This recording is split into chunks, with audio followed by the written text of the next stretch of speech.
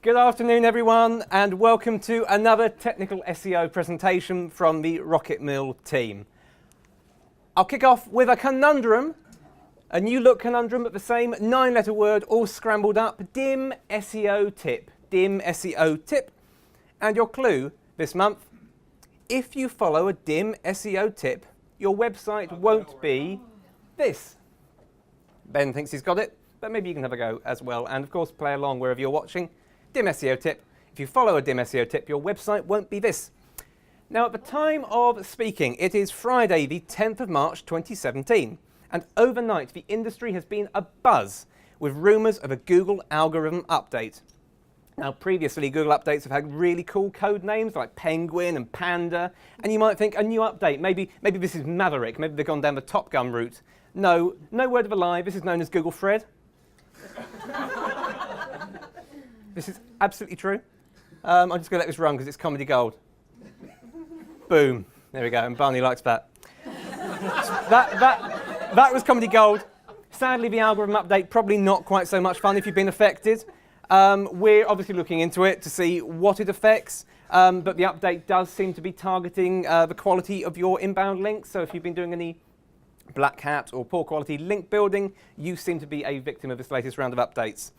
And that comes hot on the heels of much further fluctuation during February 2017. And accordingly, this month's presentation is called Phantom 5 Google Update. I ain't afraid of no ghosts. So in early February 2017, there was a lot of fluctuation in search results and speculation that this was the latest version of a Google algorithm update called Phantom, so Phantom 5 in the wake of Phantom 1 to 4.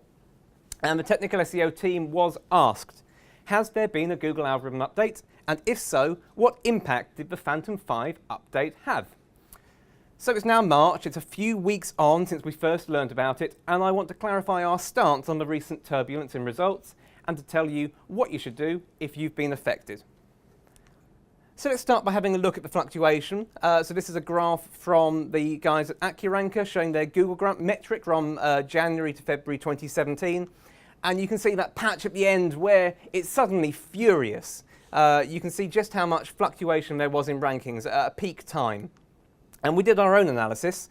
Google haven't confirmed the update, they wouldn't, but we can see from our aggregated rankings across our clients a huge amount of rankings change, and we can be very confident of a significant algorithmic event. So Rhys Jackson, our head of data and insight, built this graph using Google Analytics data from across our portfolio, and you can see the sizable increase in organic traffic to our client sites since February 2017.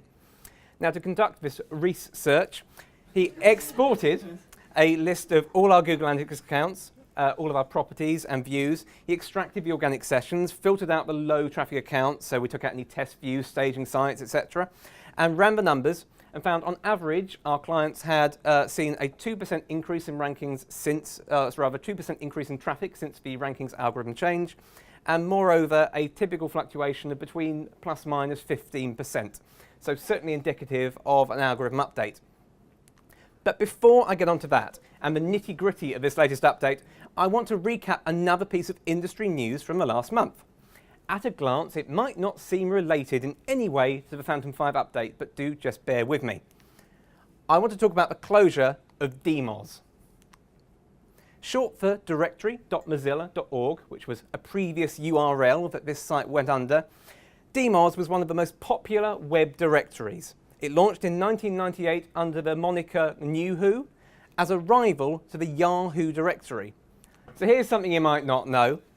The HTML tag meta robots is used to control how robots interact with a page. You probably recognize no index, that's a way of instructing them not to index a page. No follow, not to follow any of the links thereupon. But you might not know these two, no ODP and no YDR.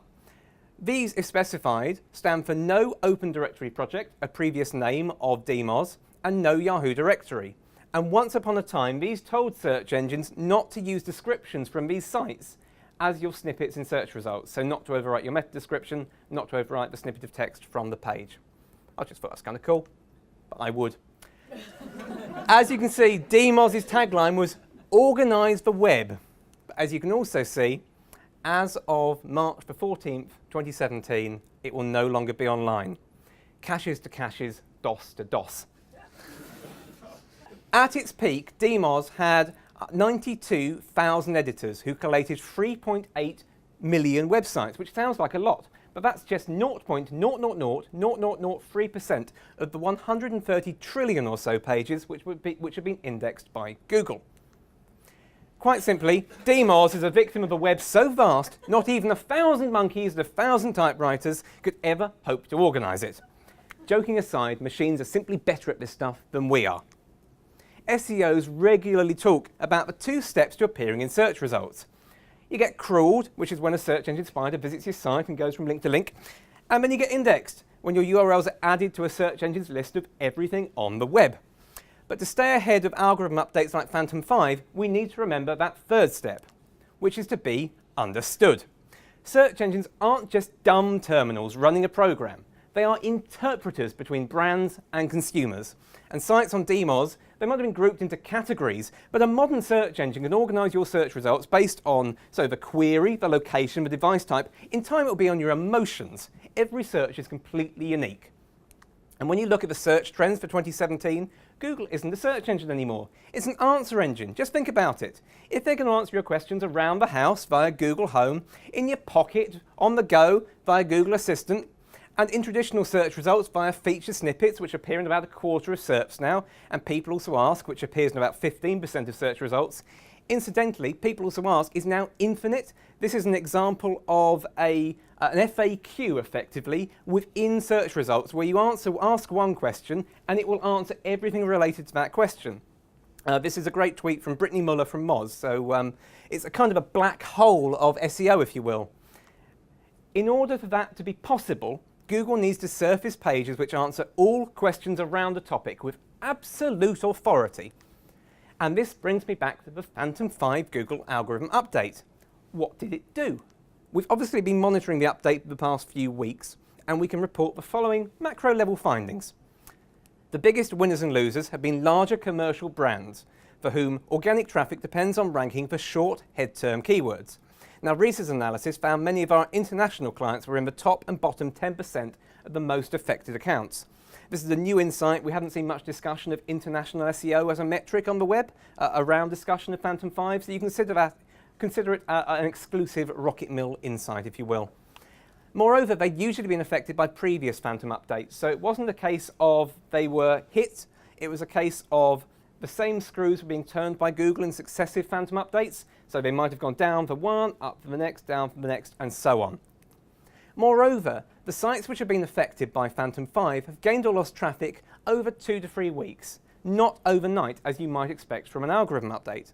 Moreover, they've lost traffic to subfolders, to subdirectories, or to individual pages, so it's not a site-wide impact. What should you do if you're a victim of the Phantom? I did check. I think, Mark, you're probably the only person in the room who's going to get this joke. To be fair, I spoke to you yesterday about the fact that you would probably be one of the few people to get it. That wasn't like an old joke. Is that Mark? I mean, it is. That's not me. Does anyone else get it? No, I do. Great, fine. I've proved my point. This is the Phantom Flan Flinger from Tiswas, which was a very popular children's show of the 1970s. And children would be... Sorry, Mark, I've thrown you right under the bus here, mate. Exactly. Children... Yes, indeed. I was born in the 50s, John. Children were suddenly hit in the face by cream pies by the Phantom Flan Flinger. So what should you do if you are a victim of the proverbial Phantom Flan Flinger? The tricks to recovery. Firstly, ensure you're delivering a great user experience. Now, this is usually led by good design, but it can be as simple as making sure that your pages are easy to read, that the internal links are nice and easy to find, and that you don't have modal pop-ups or interstitials or advertising creating a poor user experience, particularly on mobile.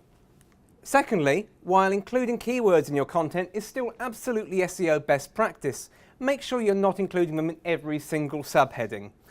use natural language, and wherever possible and wherever sensible, use questions so that you can encourage results like we saw for that infinite people also ask box a few slides ago.